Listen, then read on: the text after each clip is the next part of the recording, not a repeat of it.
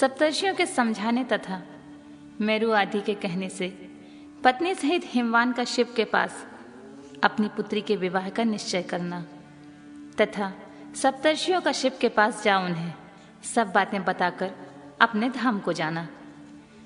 ब्रह्मा जी कहते हैं, नारद, तदनंतर वशिष्ठ ने प्राचीन काल में राजा अनरण्य के द्वारा अपनी कन्या पद्या का पिपलाद के साथ विवाह करने की तथा धर्म के वरदान से पिपलाद के तरुण अवस्था, रूप, गुण, सदा स्थिर रहने वाले यौवन, कुबेर और इंद्र से भी बढ़कर धन, ऐश्वर्य, भक्ति, सिद्धि और समता प्राप्त करने की तथा पद्या के स्थिर यौवन, सौभाग्य, संपत्ति एवं भर्ता के द्वारा परम गुणवान 10 पुत्रों को प्राप्त करने की कथा सुनाकर कहा, शैलेंद्र, तुम मेरे कथन का सार तत्व को समझकर अपनी पुत्री पार्वती का हाथ महादेव के हाथ में दे दो और मैना सहित तुम्हारे मन में जो कुरोष है उसे त्याग दो।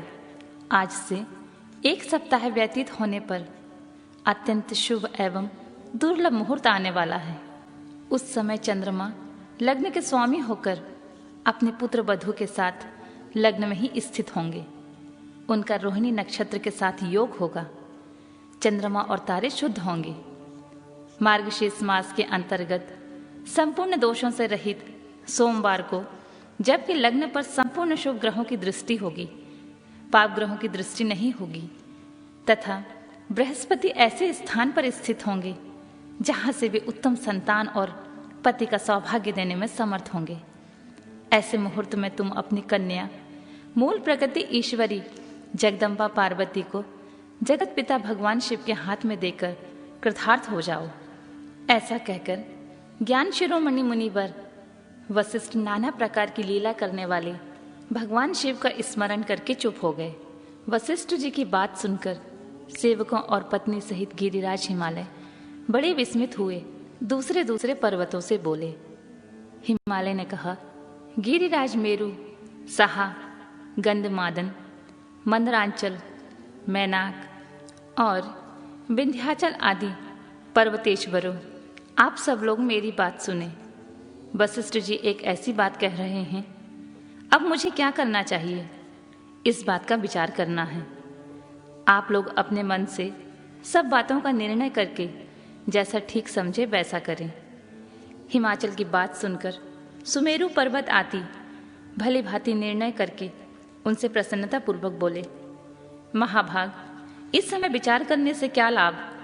जैसा ऋषि लोग कहते हैं उन्हीं के अनुसार हमें कार्य करना चाहिए। वास्तव में यह कन्या देवताओं का कार्य सिद्ध करने के लिए ही उत्पन्न हुई है।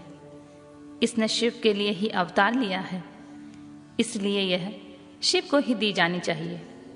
यदि इसने रुद्रदेव की आराधना की है और रुद्र ने आकर इसके साथ वार्तालाप किया है तो इसका विवाह उन्हीं के साथ होना चाहिए।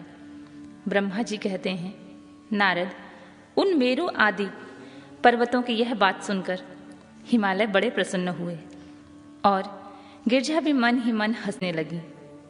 अरुंधति ने अनेक कारण बताकर, नाना प्रकार की बातें सुनाकर और विविध प्रकार के इतिहासों का वर्णन करके मैना देवी को समझाया। तब शैलपत्नी मेनका सब कुछ समझ गई और प्रसन्नचित हो उन्होंने मुनियों को, अरुंधति को और हिमालय को भी भोजन कराकर स्वयं भोजन किया। तदनंतर ज्ञानी गिरिश्रेष्ठ हिमालय ने उन मुनियों की भली भांति सेवा की। उनका मन प्रसन्न और सारा भ्रम दूर हो गया। उन्होंने हाथ जोड़कर प्रसन्नता पूर्वक उन महर्षियों से कहा, महाभाग सप्तर्षियों, आप मेरी बात सुने। मेरा सारा संदेह दूर हो गया है। मैंने शिव पार्वती के चरित्र को सुन लिया है और अब मेरा शरीर, मेरी पत्नी मैना, मेरे पुत्र पुत्री, रिद्धि सिद्धि तथा अन्य सारी वस्तुएं भगवान शिव की ही हैं, दूसरे किसी की नहीं। ब्रह्मा जी कहते हैं, नारद, ऐसा कहकर हिमालय ने अपनी पुत्री की ओर आदरपूर्वक देखा और उसे वस्त्र आभूषण से विभूषित करके ऋषियों की गोद में बिठा दिया। तत्पश्चात वे शैलराज पुनः प्रसन्न हो उन ऋषियों से बोले, यह भगवान रुद्र का भाग है। इसे मैं उन्हीं को दूंगा, ऐसा निश्चय कर लिया। ऋषि बोले, गिरिराज, भगवान शंकर तुम्हारे याचक हैं, तुम स्वयं उनके दाता हो और पार्वती देवी भिक्षा हैं। इससे उत्तम और क्या हो सकता है। हिमाचल, तुम समस्त पर्वतों के राजा, सबसे श्रेष्ठ और धन्य हो। अतः तुम्हारे शिखर की सामान्य गति है। तुम्हारे सभी शिखर सामान्य रूप से पवित्र एवं श्रेष्ठ हैं। ब्रह्मा जी कहते हैं, नारद, ऐसा कहकर निर्मल अंतःकरण वाले उन मुनियों ने गिरिराज कुमारी पार्वती को हाथ से छूकर आशीर्वाद दिया और कहा, शिवे, तुम भगवान शिव के लिए सुखदायिनी हो, तुम्हारा कल्याण होगा। जैसे शुक्ल पक्ष में चंद्रमा बढ़ते हैं, उसी प्रकार तुम्हारे गुणों की वृद्धि हो। ऐसा कहकर सब मुनियों ने गिरिराज को प्रसन्नता पूर्वक फल फूल दे विवाह के पक्के होने का दृढ़ विश्वास कर लिया। उस समय परम सती सम्मुखी अरुंधति ने प्रसन्नता पूर्वक भगवान शिव के गुणों का बखान करके मैना को लुभा लिया। तदनंतर गिरिराज हिमवान ने परम उत्तम मांगलिक लोकाचार्य का आश्रय ले हल्दी और कुमकुम से अपने दाढ़ी मूछ का मार्जन किया। तत्पश्चात चौथे दिन उत्तम लग्न का निश्चय कर परस्पर संतोष दे वे सप्तर्षि भगवान शिव के पास चले गए। वहां जाकर शिव को नमस्कार और विभिन्न सूक्तियों से उनका स्तवन करके वे वशिष्ठ आदि सब मुनि परमेश्वर शिव से बोले, देवादिदेव महादेव, परमेश्वर महाप्रभु, आप प्रेम पूर्वक हमारी बात सुने। आपके इन सेवकों ने जो कार्य किया है उसे जान लें। महेश्वर, हमने नाना प्रकार के सुंदर वचन और इतिहास सुनाकर गिरिराज और मेनका को समझा दिया है। गिरिराज ने आपके लिए पार्वती का वाग्दान कर दिया है। अब इसमें कोई ननुच बच नहीं है। अब आप अपने पार्षद और देवताओं के साथ उनके यहाँ विवाह के लिए जाइए।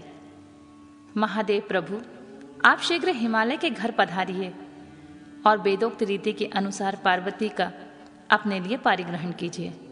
सप्तर्षियों का यह वचन सुनकर लोकाचार पारायण महेश्वर प्रसन्नचित हो हंसते हुए इस प्रकार बोले, महाभाग सप्तर्षियों, विवाह को तो ना मैंने कभी देखा है और ना ही सुना है। तुम लोगों ने पहले जैसे देखा हो उसके अनुसार विवाह की विशेष विधि का वर्णन करो।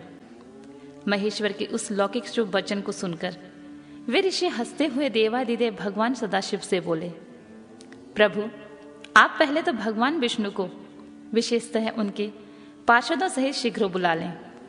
फिर पुत्रों सहित ब्रह्मा जी को, देवराज इंद्र को, समस्त ऋषियों को, यक्ष, गंधर्व, किन्नर, सिद्ध विद्याधर और अप्सराओं को प्रसन्नता पूर्वक आमंत्रित करें। इनको तथा अन्य सब लोगों को यहाँ सादर बुलवा लें। वे सब मिलकर आपके कार्य का साधन कर लेंगे, इसमें कोई संशय नहीं है। ब्रह्मा जी कहते हैं, नारद, ऐसा कहकर वे सातों ऋषि उनकी आज्ञा ले भगवान शंकर की स्थिति का वर्णन करते हुए वहां से प्रसन्नता पूर्वक अपने धाम को चले गए।